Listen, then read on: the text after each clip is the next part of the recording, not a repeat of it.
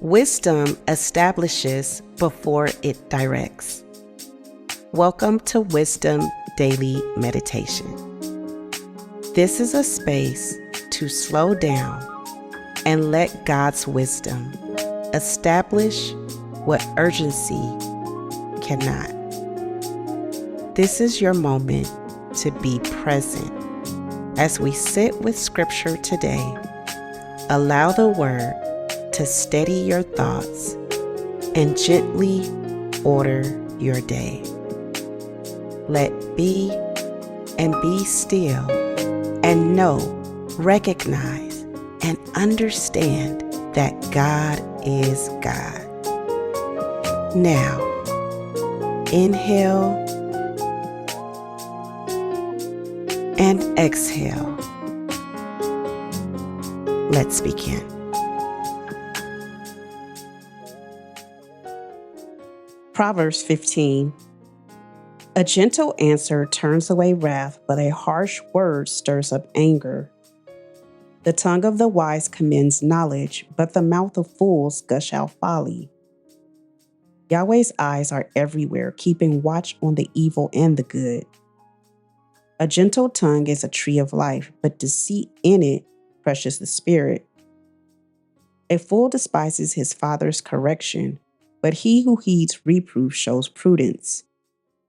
In the house of the righteous is much treasure, but the income of the wicked brings trouble. The lips of the wise spread knowledge, not so with the heart of fools. The sacrifice made by the wicked is an abomination to Yahweh, but the prayer of the upright is his delight.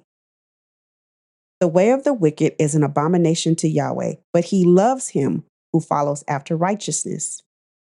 There is stern discipline for one who forsakes the way. Whoever hates reproof shall die. Sheol and Abaddon are before Yahweh. How much more than the hearts of the children of men? A scoffer doesn't love to be reproved. He will not go to the wise. A glad heart makes a cheerful face, but an aching heart breaks the spirit. The heart of one who has understanding seeks knowledge, but the mouths of fools feed on folly.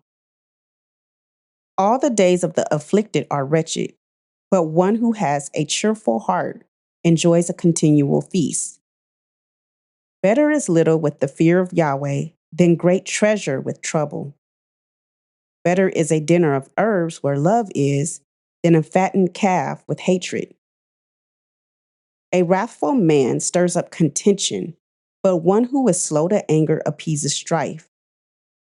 The way of the sluggard is like a thorn patch, but the path of the upright is a highway. A wise son makes a father glad, but a foolish man despises his mother. Folly is joy to one who is void of wisdom, but a man of understanding keeps his way straight. Where there is no counsel, plans fail, but in a multitude of counselors, they are established. Joy comes to a man with the reply of his mouth. How good is a word at the right time? The path of life leads upward for the wise, to keep him from going downward to Sheol. Yahweh will uproot the house of the proud, but he will keep the widow's borders intact. Yahweh detests the thoughts of the wicked, but the thoughts of the pure are pleasing. He who is greedy for gain troubles his own house, but he who hates bribes will live. The heart of the righteous weighs answers, but the mouth of the wicked gushes out evil. Yahweh is far from the wicked, but he hears the prayer of the righteous. The light of the eyes rejoices the heart. Good news gives health to the bones. The ear that listens to reproof lives and will be at home among the wise. He who refuses correction despises his own soul, but he who listens to reproof gets understanding. The fear of Yahweh teaches wisdom, but for honor is humility. Job 30. But now those who are younger than I have me in derision, whose fathers I considered unworthy to put with my sheepdogs. Of what use is the strength of their hands to me, men in whom ripe age has perished.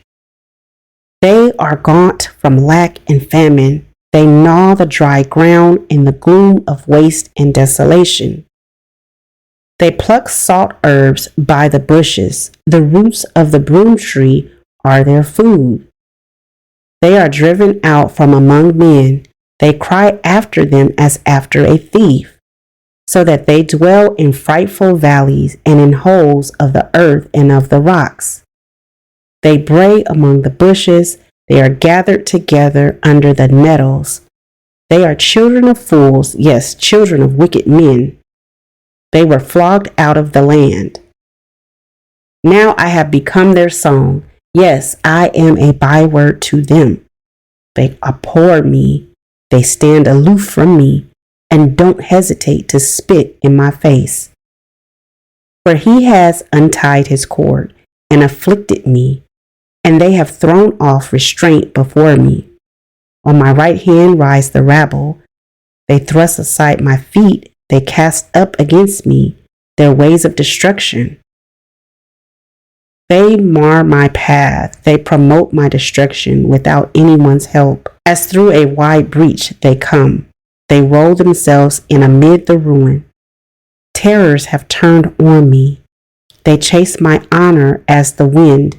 My welfare has passed away as a cloud. Now my soul is poured out within me. Days of affliction have taken hold of me. In the night season my bones are pierced in me, and the pains that gnaw me take no rest. My garment is disfigured by great force. It binds me about as the collar of my tunic. He has cast me into the mire. I have become like dust and ashes. I cry to you, and you do not answer me. I stand up, and you gaze at me. You have turned to be cruel to me. With the might of your hand, you persecute me. You lift me up to the wind and drive me with it. You dissolve me in the storm. For I know that you will bring me to death, to the house appointed for all living.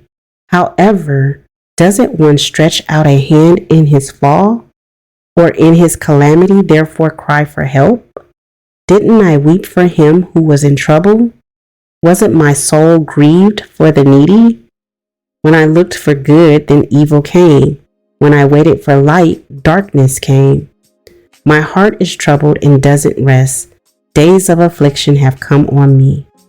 I go mourning without the sun. I stand up in the assembly and cry for help.